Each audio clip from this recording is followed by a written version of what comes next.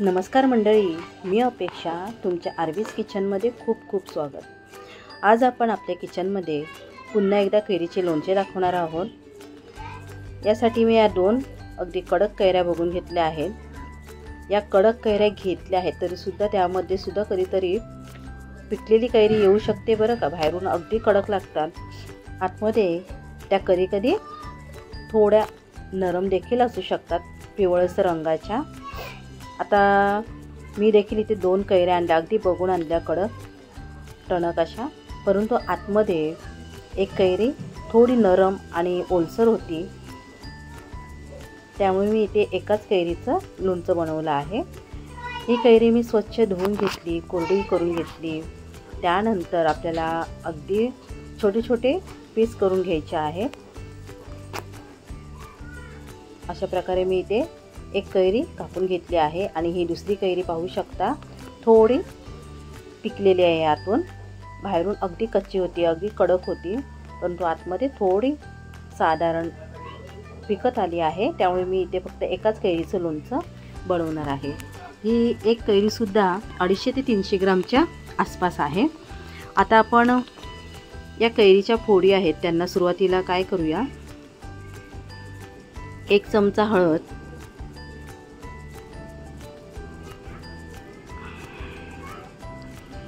आणि 1 चमचा मीठ घेतला आहे. हे कैरीच्या फोडींना व्यवस्थित लावून घेऊया.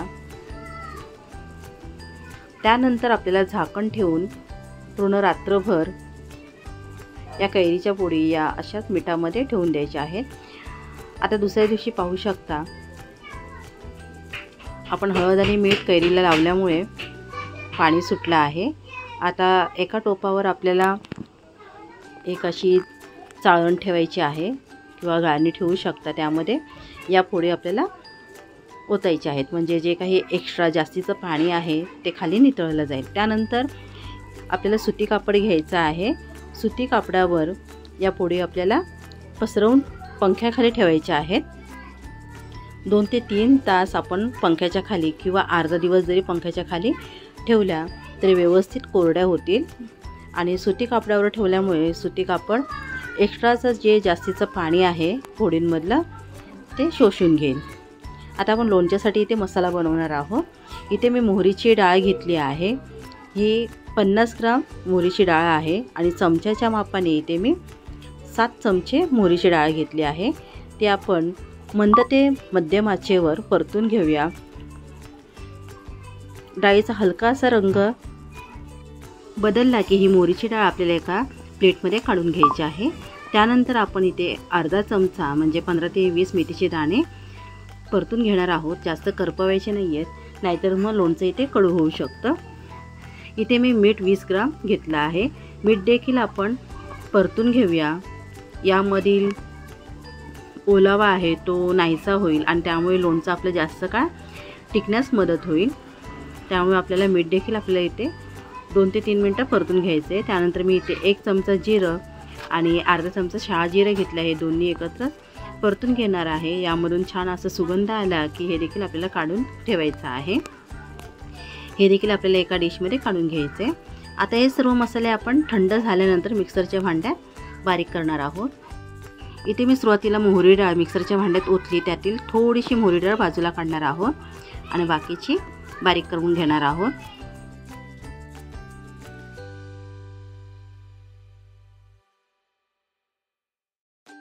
त्यानंतर आपण जिरं, मेथी आणि शहाजिरं आहे हे एकत्रच बारीक करून घेणार आहोत. याची पावडर करून घ्यायची आहे आपल्याला. यानंतर हे बारीक करून घेतलेले मसाले आहेत ते आपण आता या कैरीच्या फोडींवर ओतणार आहोत. या कैरीच्या फोडी पाहू शकता अगदी कोरड्या झाल्या आहेत. आता इथे आपण मोहरीची डाळ आणि ही अख्खी मोहरीची डाळ देखील मिक्स करून घेऊया. आता हे सर्व मसाले मिक्स करून या कैरीच्या फोडींवर ओतूया. त्यानंतर आपण इथे काश्मीरी चिली पावडर 2 चमचे घेतले आहे.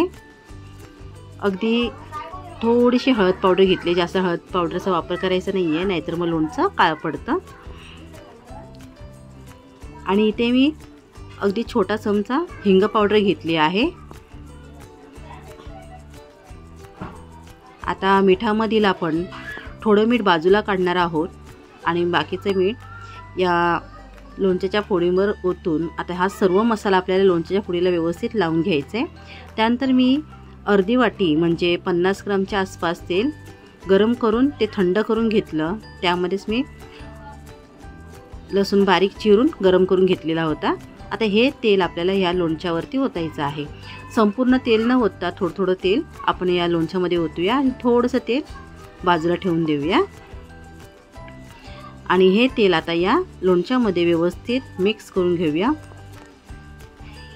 इथे पाहू शकता सर्व फोडींना मसाला अगदी व्यवस्थित लागला आहे। आता इथे मी ही काचेची बरणी घेतली आहे, ती आपण अशा प्रकारे गॅस चालू करून घ्यायचा आहे आणि त्यावर अशा पद्धतीने सर्व बाजूने गॅसवर पकडायची आहे, म्हणजे आतून पूर्णपणे कोरडी होईल, कुठेही पाण्याचा अंश राहणार नाही किंवा ओलावा राहणार नाही। यामुळे आपलं लोणचं बराच काळ आणि बरेच दिवस चांगलं राहू शकतं, बुरशी लागणार नाही।